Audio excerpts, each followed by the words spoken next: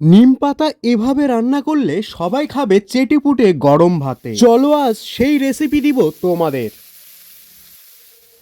শুভ সকাল। আজ শনিবার, ঘড়ির কাঁটা বলছে এখন বাজে সকাল 6:30। দেখে আসি মা কি রান্না করছে। ওই সামনেই রান্নাঘর, চলো গিয়ে দেখি কি রান্না হচ্ছে আজকে আমাদের। আমরা সবাই জানি নিম পাতা শরীরের জন্য কতটা উপকারী, কিন্তু তিতো বলে অনেকেই আমরা এটা খেতে পছন্দ করি না। কিন্তু আজ আমি আপনাদের এমনভাবে রান্না করে দেখাবো যাতে নিম পাতা তেতো ভাব একদমই থাকবে না, বরং তা হবে দারুণ সুস্বাদু। আজকে আমরা বানাবো নিম পাতার সঙ্গে আলু দিয়ে ভাজা।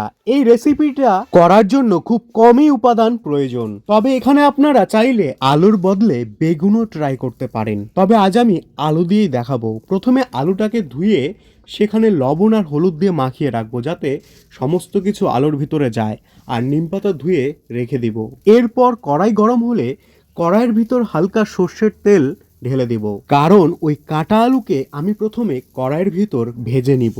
1 থেকে 2 মিনিট আলুটাকে ভালো মতো আমি ভেজে নেব প্রথমে।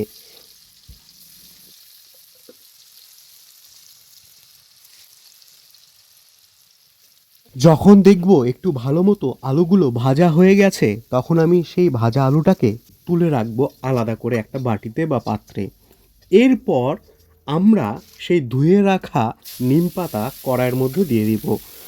একটু লবণ, একটু কাঁচা লঙ্কা টঙ্কা দিয়ে জিনিসটাকে ভালো মতো আগে ভাজবো। যখন দেখবো পাতা মোটামুটি ভাজা হয়ে গিয়েছে, তখন সেই ভাজা পাতার মধ্যে আমি দিয়ে দিব সেই ভেজে রাখা আলুগুলো। তারপর 1 থেকে 1.5 মিনিট এইভাবে আমি কড়াইতে ভালো মতো কম আঁচে নাড়বো।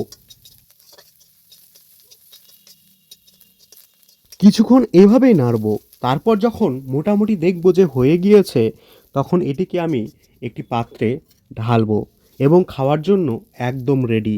এটি খেলে পারে কোনো রকম তিতা ভাব কাজ করবে না। আর গরম ভাতের সাথে এই ভাজাটা খাওয়ার মজাই আলাদা।